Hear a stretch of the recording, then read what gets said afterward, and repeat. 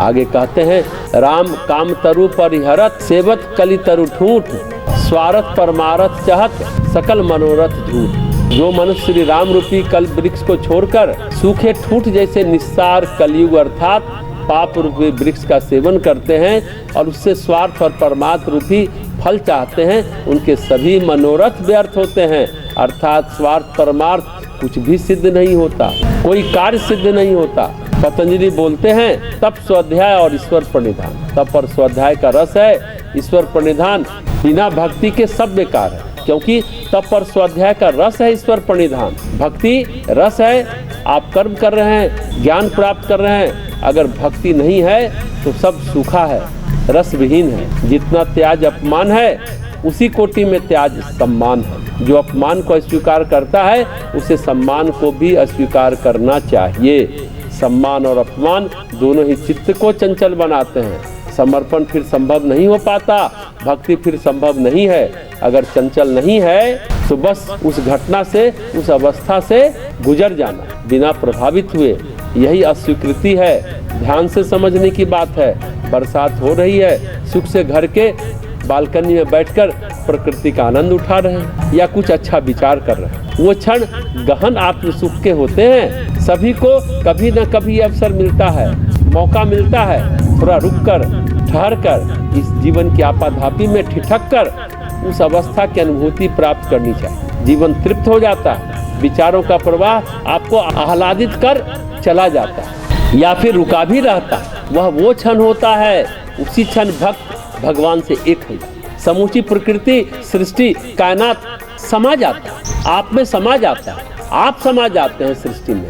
आप बैठे हैं अकेले, कोई आदमी नहीं, और हाँ, खाने पीने की प्लेट भी नहीं रखी है, कोई टीवी मोबाइल नहीं देख रहे हैं, बस अपने में बैठे हैं। वो शांति, वो स्थिरता, वो एकाग्रता, वो प्रसन्नता, उन क्षणों के लिए भले वो क्षण 15 मिनट का हो, आधे घंटा का हो या फिर 5 मिनट का ही क्यों ना हो, परम सुख देते हैं, आत्म सुख देते हैं, आत्म शांति देते हैं, आत्म आनंद देते हैं, परमानंद देते हैं, वो भाव विभोर कर देते हैं। इस भाग दौड़ की जिंदगी में हमें वो क्षण तलाशना चाहिए तो जिंदगी में दम आ जाए। किसी ने आपको गाली दिया और चला गया, किसी ने प्रताड़ित करने की कोशिश की, वो क्षण, या फिर जब आपको बुलाया गया, किसी सभा में सम्मान होता है, कोई ऑफिसर, जज, मंत्री आपके बारे में बहुत अच्छी बातें कहता है, वह क्षण आपके पास दोनों क्षण है। क्या दोनों क्षणों में वो सुख आप पा सकते हैं जो अकेले बालकनी में बैठकर पा रहे थे?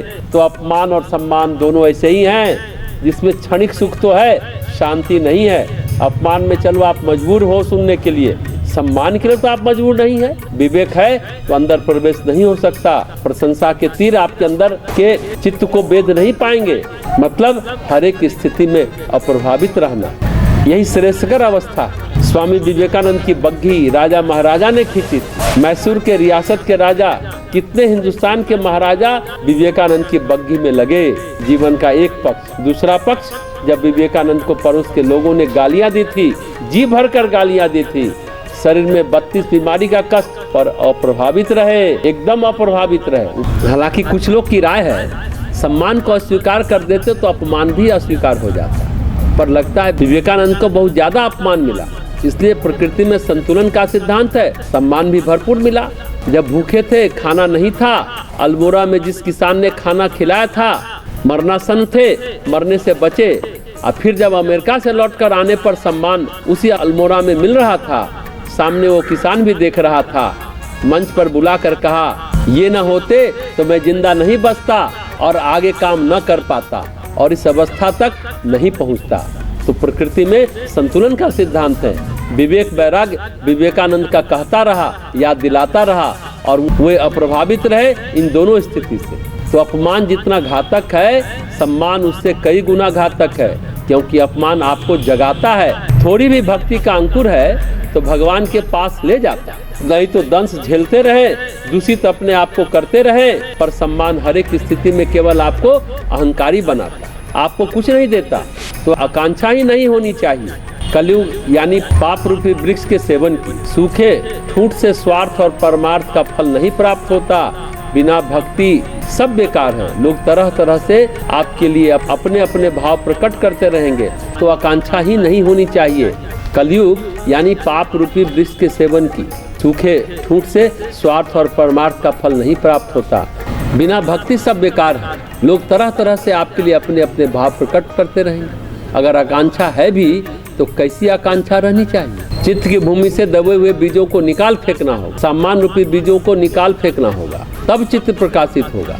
तो संसार और संस्कार, सत्ता और सम्मान, सत्य और स्वतंत्रता को भली भांति समझने का प्रयास करना चाहिए। संसार और संस्कार, सत्ता और सम्मान, सत्य और स्वतंत्रता समझना ही हम समझते हैं जीवन की सार्थकता है। और राम जी जैसे कल्प वृक्ष के लिए आत्मा की करुण पुकार होनी ही चाहिए प्रभु मिलन के लिए। कोई अच्छा या बुरा नहीं होता, ये हमेशा मानना चाहिए सब कर्म नष्ट करने के साधन।